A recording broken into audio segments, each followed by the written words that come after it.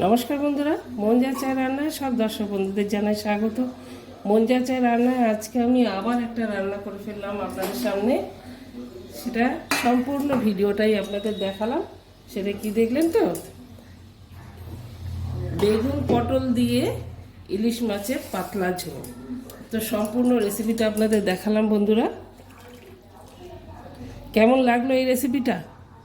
যদি ভালো লেগে থাকে তাহলে লাইক শেয়ার অবশ্যই করে দেবেন। আর যারা আমার চ্যানেল এখন অবধি নতুন, সাবস্ক্রাইব করে দেবেন। আর